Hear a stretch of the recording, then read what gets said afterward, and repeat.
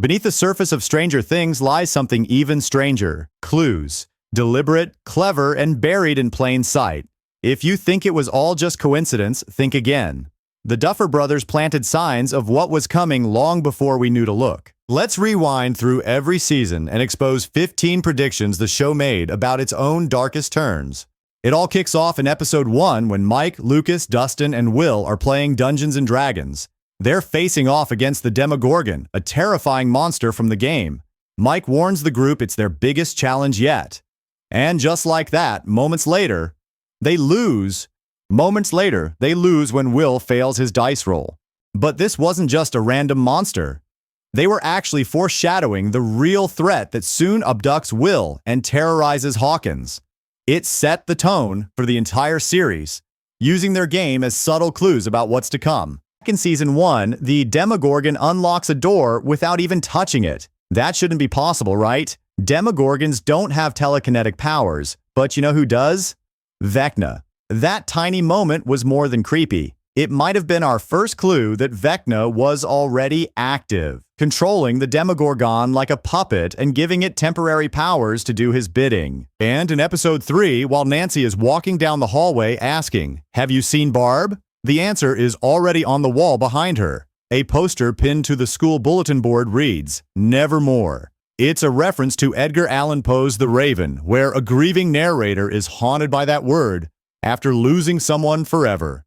That's the show subtly telling us Barb is already gone. There's a sweet, almost throwaway moment between Will and his mom Joyce in Season 1 that carries far more weight than it first appears. Will, ever the passionate dungeon master, is explaining a scenario from Dungeons & Dragons.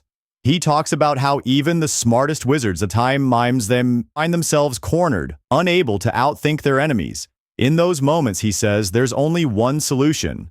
Unleash a powerful spell like Fireball. It sounds like innocent geek speak, just a kid lost in his fantasy world. But what feels like childlike escapism turns into chilling foreshadowing. Because fast forward to Season 2, when Will is possessed by the Mind Flayer, trapped in his own body, and no one knows how to help.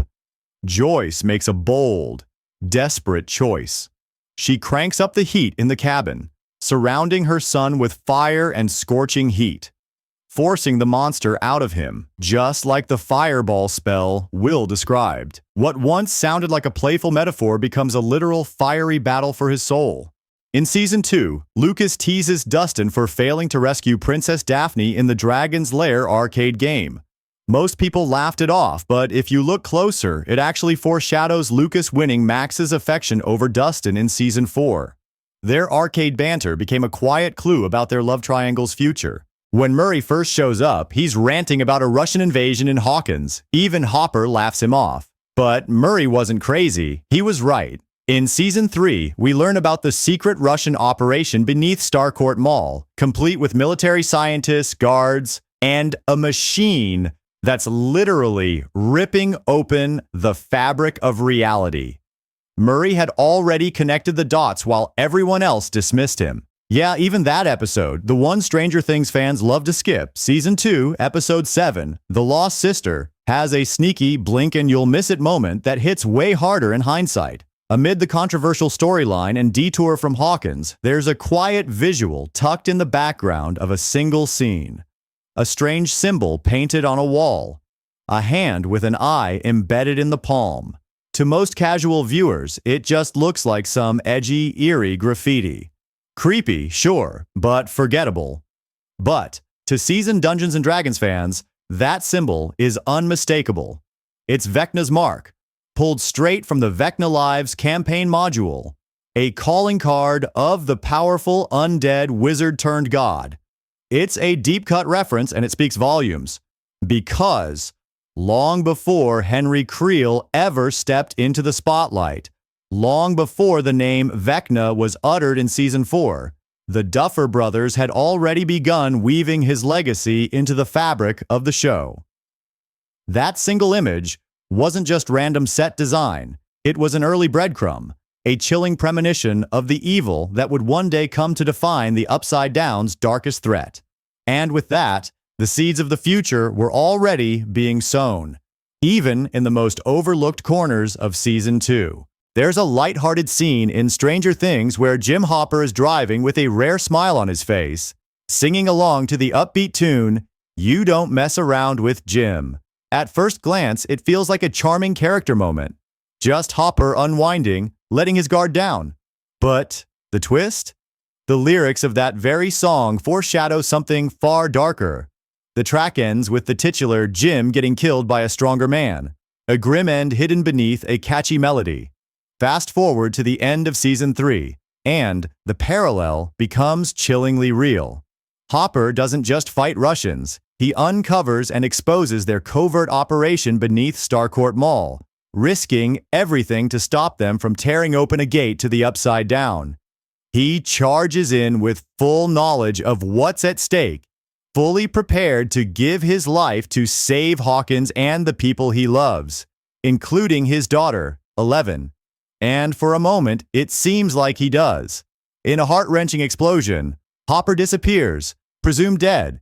But Hopper survives, just barely, and his fight isn't over. In Season 4, we find him imprisoned in a harsh Russian gulag, where he's not only tortured and broken, but forced to face off against a Demogorgon for the Russians' sick experiments. Despite the suffering, he keeps going, driven by love, by purpose, and by the need to get back to his daughter. Hopper doesn't just survive the impossible, he willingly throws himself back into danger to protect the world once again. That cheerful sing-along from Season 3 hits very differently in hindsight.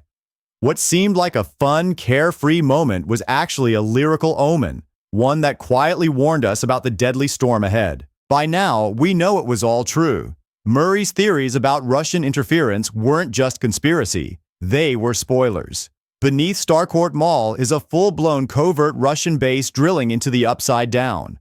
The most absurd idea turned out to be the Season 3 plot. And in Season 4, Episode 1, Chrissy walks into the woods and sees a creepy grandfather clock. Its glass is cracked in a specific pattern. Later in the season, when Vecna opens his portal, it shatters in the exact same way. That crack wasn't random, it was the first sign of the curse to come. And speaking of clocks, did you notice the Roman numerals? They don't use IV, just 4 eyes.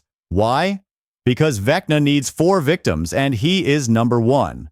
The symbolism was literally carved into the show's props from the beginning. Also, one of the leading character Jason Carver in Season 4 tipped us a clue. Jason Carver casually quips to Lucas that a hangover feels like being split in 2.